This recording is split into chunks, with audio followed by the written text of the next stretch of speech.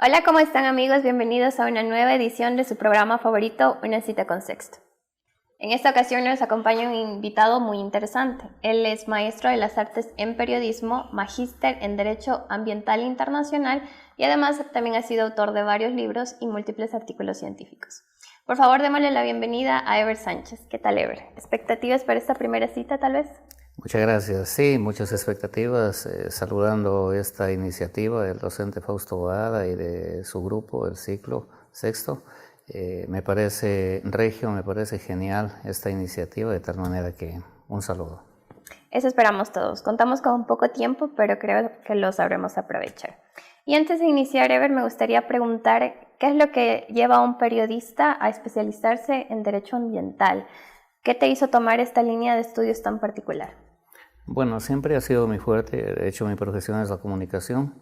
Sin embargo, lo ambiental va de la mano y hoy en día pienso que tiene fundamental importancia todo lo ambiental, de tal manera pues, vivimos en un planeta, todos vamos en la misma barca y pienso que debe la comunicación empoderarse más de lo ambiental para dar a conocer el peligro precisamente que están las especies, la fauna, la flora, la humanidad. Entonces probablemente fue eso lo que me llevó a seguir estudiando el tema ambiental. Justamente de eso queremos hablar el día de hoy, pero antes me gustaría ya adentrándonos un poco en los temas centrales de nuestra conversación. Mucho se habla de la era de la posverdad como estrategia mediática para la distorsión de la información de una verdad ulterior. Entonces, ¿qué significa realmente la posverdad para la comunicación y el periodismo?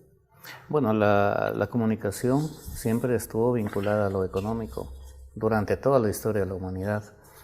Cuando Adolf Hitler escribe su libro Mein Kampf, Mi lucha, él termina diciendo que perdieron la Primera Guerra por la falta de dominio en los medios de comunicación, de tal manera que es fundamental en todos los aspectos sociales, en todos los procesos sociales, incluidas las guerras. Hoy en día vemos muchas guerras que son híbridas, en donde la comunicación es probablemente mucho más importante que las armas. Entonces vivimos en esa época de la posverdad, es decir, en una época, llamémosle, de la mentira, de una comunicación falsa, de las fake news, de acuerdo, de una infoxicación gigantesca en detrimento de la humanidad. ¿Es posible para un comunicador o más específicamente para un periodista hablar de una verdad totalmente objetiva, casi absoluta?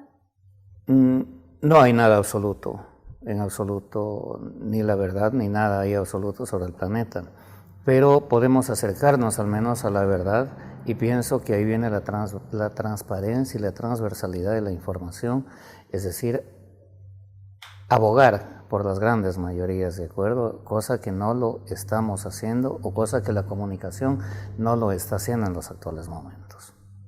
Esto precisamente me hace recordar a cómo en una ocasión el periodista quiteño Robert Darío Beltrán decía que somos tan objetivos como nuestra condición de sujetos nos lo permite y que es precisamente esta pérdida de la humanidad lo que nos ocasiona y engendra malos periodistas y al final del día termina en situaciones como la posverdad y lo que menciona que puede provocar.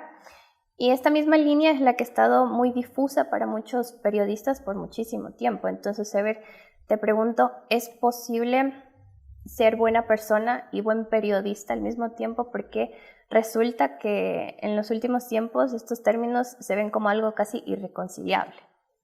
De hecho, todas las profesiones deberían estar fragmentadas por buenas personas, pero lamentablemente cuando está de por medio lo económico, vemos que se forman gigantescas empresas, como son los canales independientes, que se hacen llamar así en el país, que dejaron para ellos de ser la comunicación un derecho de la humanidad, del ciudadano, y se convirtió, se transformó en una mercancía. Entonces, cuando empezamos a hacer dinero a través de la comunicación, a través de la noticia, realmente echamos todo por la borda, todos los principios morales, todos los principios éticos, humanos, los echamos por la borda. Y eso es lo que ha dado como resultado la posverdad, es decir, una época en donde lo económico rige absolutamente dentro de la comunicación, como lo estamos viviendo a nivel nacional, regional y mundial. Esto nos lleva a otra de las aristas de este dilema, y es que sabemos que Ecuador fue uno de los 4 primeros países de América Latina en adoptar una ley que regulara la comunicación, y el propio expresidente Correa mencionó recientemente que él mismo le hubiera gustado cambiar ciertos aspectos de la Ley Orgánica de Comunicación de 2003, referentes a la estrategia, más no el objetivo de la misma. Y según tu criterio, ¿es necesaria una ley que regule la comunicación y la labor del comunicador?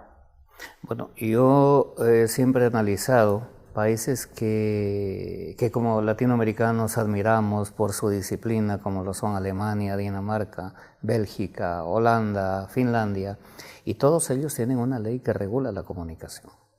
Entonces yo me pregunto si esos países del primer mundo, que llegaron a un nivel tan avanzado, a un estatus tan alto de vida, requieren de una ley de comunicación para que regule el comportamiento de los medios. ¿Cómo un país tercermundista como el Ecuador, como un país atrasado como el Ecuador, va a vivir a un libre albedrío sabiendo lo que han hecho los medios de comunicación a través de toda la historia? Entonces, afirmo, reitero, que la ley de comunicación es absolutamente necesaria, independientemente de quién la haya propuesto, independientemente del momento que vivamos, pero una ley de comunicación, como todas las otras leyes, es absolutamente necesaria para regir el comportamiento social. Sin embargo, contraargumentando lo que decía anteriormente y recordando las palabras del exdirector del diario El País, Javier Moreno Barber, quien defendía la no necesidad de una ley que regulara la comunicación, porque ya existe un código civil que regula el comportamiento y la conducta de la vida en sociedad. En nuestro caso se conoce como Constitución. Es que, según tu criterio, ¿qué tan efectiva puede ser esta aseveración, tomando en cuenta la situación mediática actual que atraviesa nuestro país? Bueno, habría que analizar primero el contenido de Diario El País. Diario El País es uno de los periódicos a nivel mundial que más mienten, en donde las fake news están siempre presentes, que más doblegan a la información. Entonces, yo me pregunto cómo, si bajo ese principio no habría pues cárceles, por ejemplo.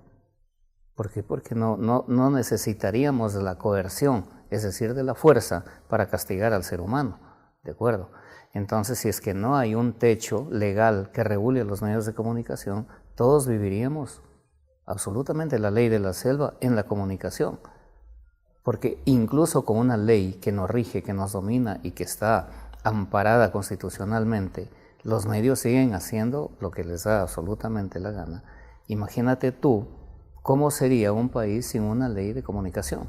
Entonces es absolutamente necesaria, y creo que desde ninguna óptica se entiende eso de que no debe ser regulada. Por supuesto que debe ser regulada. Me gusta especialmente esta última parte que mencionas sobre la selva que han construido nuestros medios decanos a través de los años. Pero Ever, ahora te invito por favor a observar la semblanza que ha preparado producción para conocer un poco más sobre la vida personal de nuestro interesante invitado. Adelante, por favor.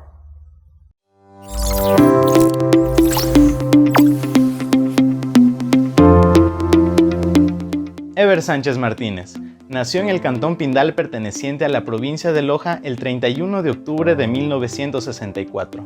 Es hijo de Camilo Sánchez y Rosa Martínez. Tiene 4 hermanos y Ever es el último de todos. Es un padre orgulloso de 3 hijos, Daniel, Axel y Ariel. Realizó sus estudios primarios en la escuela Luis Urdaneta del cantón Pindal y se graduó de sus estudios secundarios en el colegio Diego de Almagro en Quito. Es maestro de las artes en periodismo y magíster en Derecho Ambiental Internacional.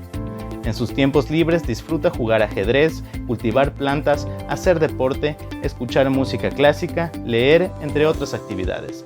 Ever es editorialista, escritor y actualmente es el director de la carrera de comunicación de la Universidad Nacional de Loja.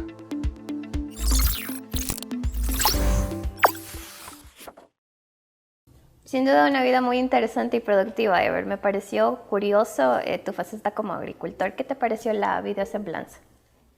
Bien, excelente recuerdos, momentos de la vida de cada persona. En Loja vivimos muchas personas, chazos nos dicen algunos, que venimos de la provincia, Pero esa es la sociedad, esa es la humanidad. Y hoy en día, incluso en un artículo de la ONU, dice que ya no hay naciones, sino que todos absolutamente estamos mezclados. Eso es contra el racismo, por ejemplo. Sí, y ahora pasando al otro eje central de esta conversación, tú también eres experto en Derecho Ambiental Internacional y te decantas un poco por estos temas del medio ambiente. Y tomando en cuenta que vivimos en un país mega diverso, que tenemos flora y fauna que no se puede encontrar en ninguna otra parte del mundo y que del universo, si cabe la expresión también, pero sin embargo también contamos con una destrucción bastante preocupante de estos espacios naturales. Por ejemplo, gracias a los pozos de extracción petrolera, la minería, ya sea legal o ilegal, y específicamente en este último factor, yo siempre he tenido la duda, y te lo pregunto porque sé que tú también has desarrollado el tema. ¿Existe realmente una minería responsable? ¿Es posible hablar de esta afirmación? Pienso que no es posible, que no hay minería responsable. Tú acabas de decir, Majo, minería legal o ilegal. La madre tierra no sabe que quien perfora sus entrañas es legal o ilegal. Solamente siente que la envenenan, solamente siente que la echan a perder. Entonces es imposible hablar de una minería legal, ilegal, de una minería responsable, de una minería a cielo abierto. Absolutamente toda la minería, y los aspectos históricos lo corroboran, es absolutamente negativa y nefasta para el medio ambiente y consecuentemente para la humanidad.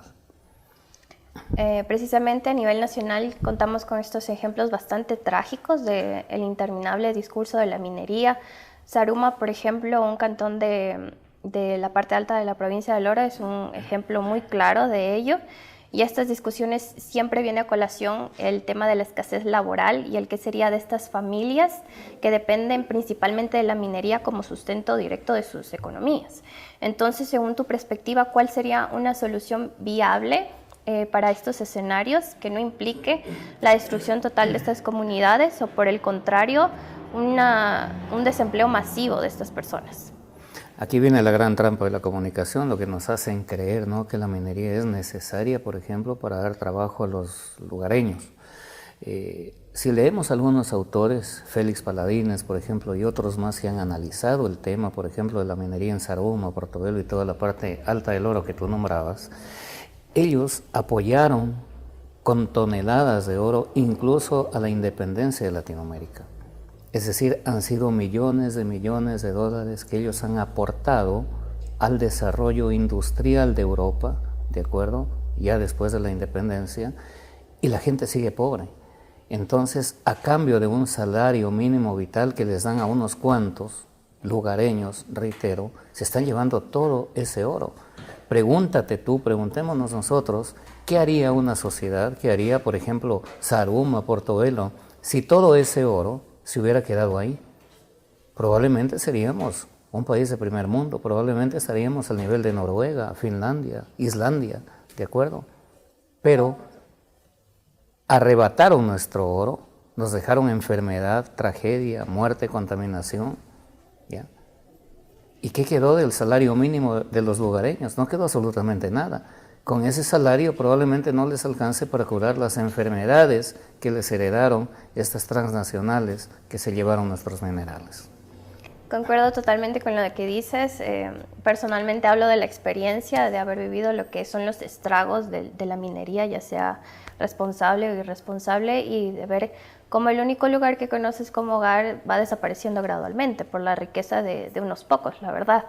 Y me encantaría seguir ahondando en este tema, sin embargo, producción creo que ya nos va a alar las orejas y estamos llegando al final de nuestra entrevista. Nuevamente, Ever, muchísimas gracias por haberte dado el tiempo de acompañarnos, de estar aquí y hacer posible esta plática para hablar de temas coyunturales de bastante importancia, y esperamos que no sea la última vez. Muchas gracias, para mí es una inmensa satisfacción haber estado aquí contigo, con Sexto. Ojalá, reitero, que no sea la última vez, pero entiendo también que a la cola estarán muchos invitados, a quienes les deseo y a ustedes la mejor de las suertes. Muchas gracias. Gracias.